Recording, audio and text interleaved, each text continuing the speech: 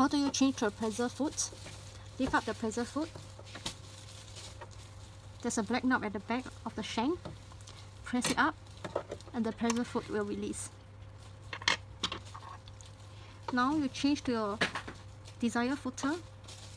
Make sure the alphabet towards you and then put below the shank and use the lever to catch it. When you lift out your presser foot, the footer is not